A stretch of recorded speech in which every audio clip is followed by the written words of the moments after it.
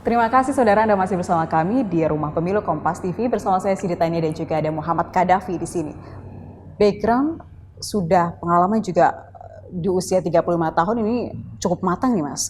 Sebagai Rektor Universitas Malahayati, juga Ketua Kadin Lampung, kemudian juga pernah berkecimpung di HIPMI begitu.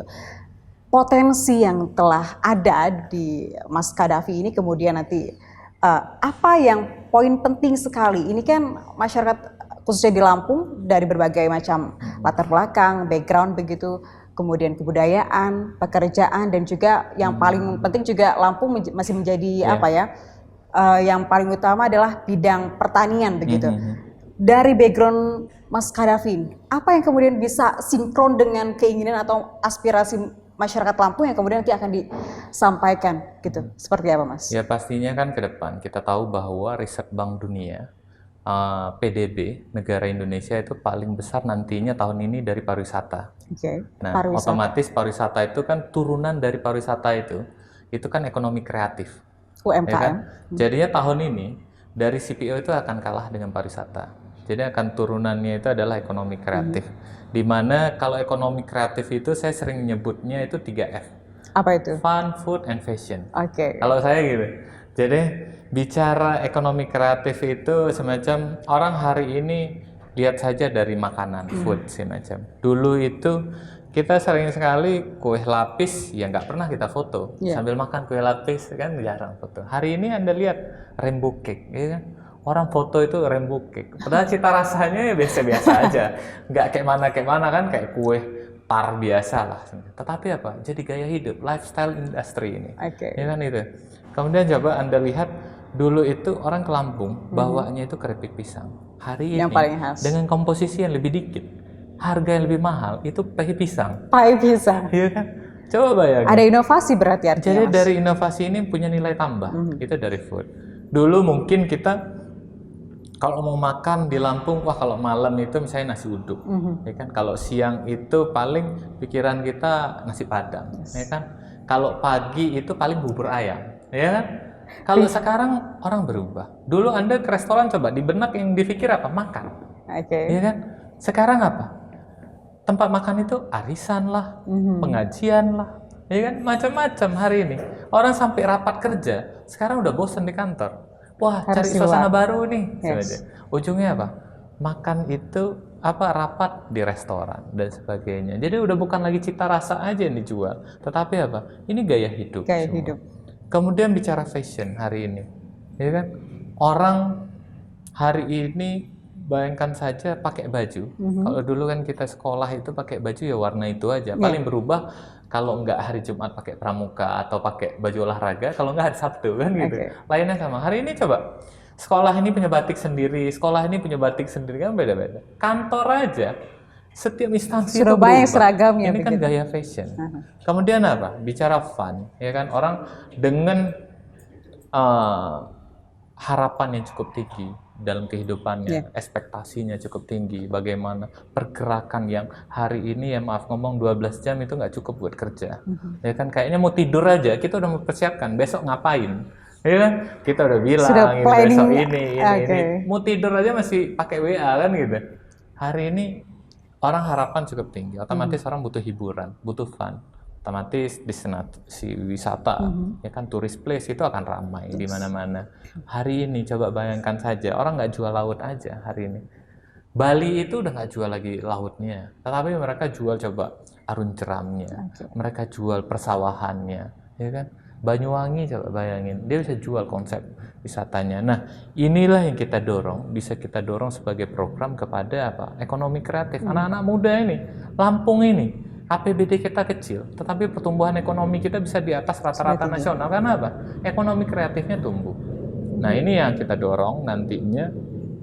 Insya Allah Lampung itu dengan kita memiliki peluang, memiliki sumber daya yang cukup luar biasa. Kita menjadi leading. Insya Allah untuk Sumatera itu kita bisa jadi leading. Insya Allah untuk wilayah Sumatera begitu ya. Potensi apa lagi sih Mas yang bisa menyokong pertumbuhan ekonomi di Lampung dari sektor selain itu? Yang pastinya kita tahu bahwa kita harus merubah mindset masyarakat semacam. Hari ini kita tahu bahwa Lampung penduduk nomor 2 terbesar di Sumatera. Di Sumatera. Nah, mindset masyarakatnya harus mulai kita rubah. Karena apa? Kita punya aset jumlah populasi penduduk kita. Tetapi kita juga harus merubah mindsetnya.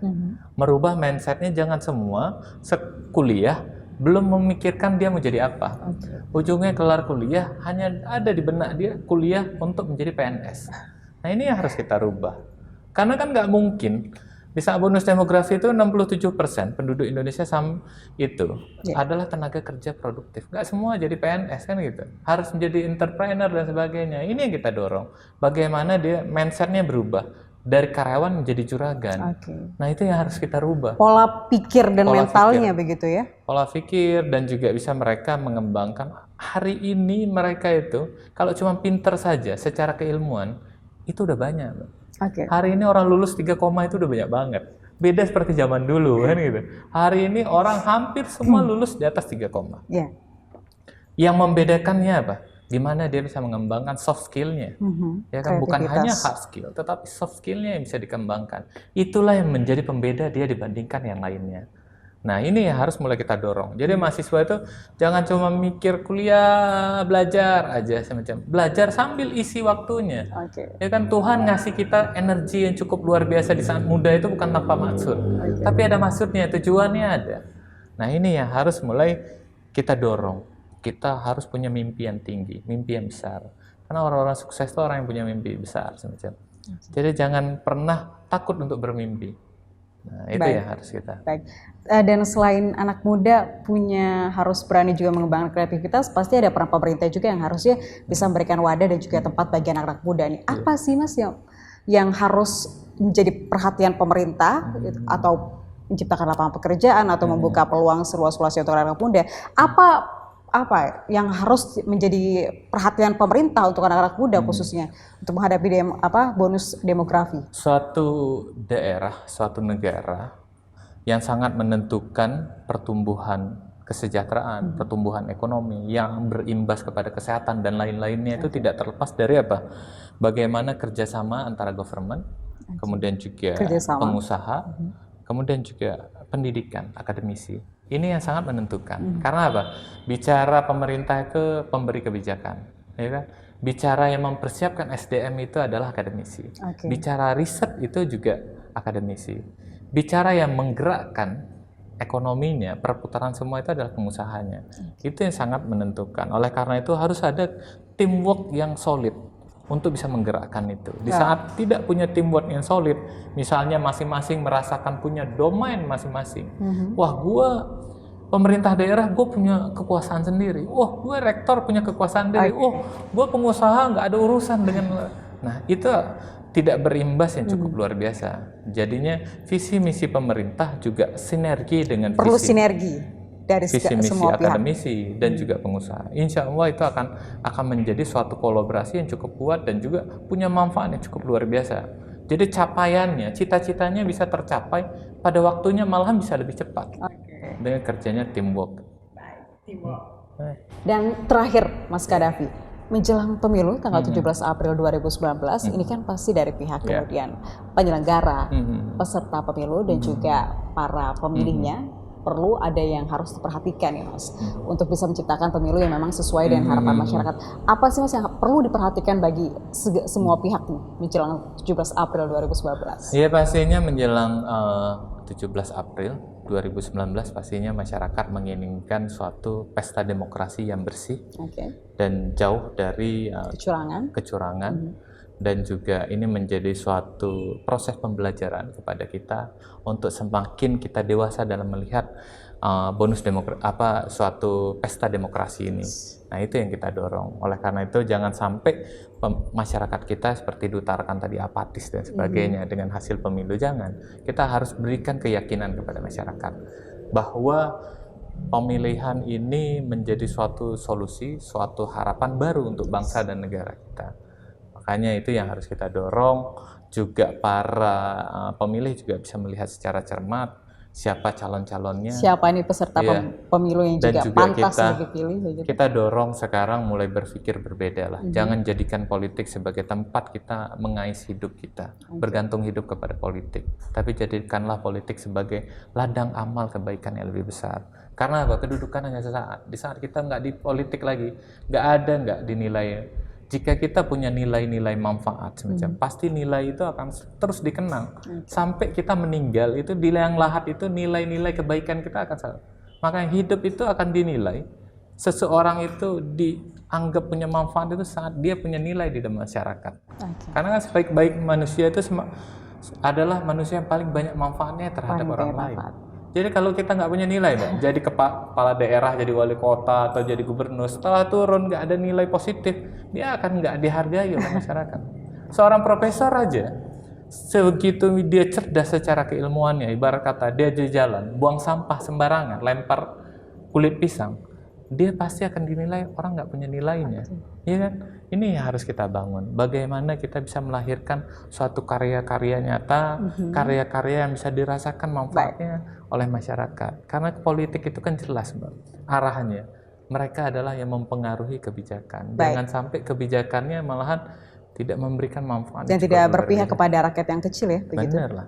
Harapannya apa sih, Mas, ke depan?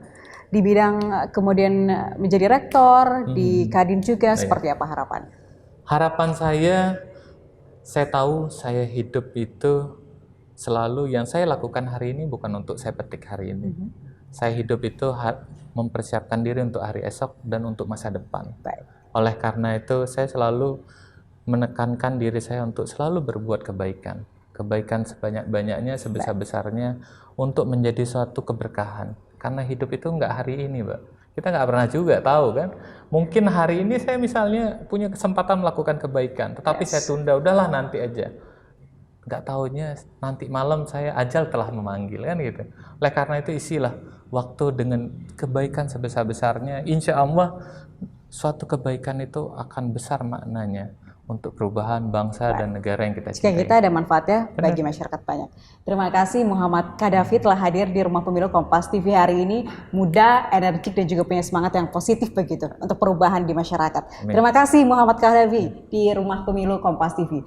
Baik saudara, demikianlah Rumah Pemilu Kompas TV hari ini. Saya Siti Tania, mewakili tim redaksi Kompas TV. Pamit undur diri. Terima kasih. Sampai jumpa. Terima kasih.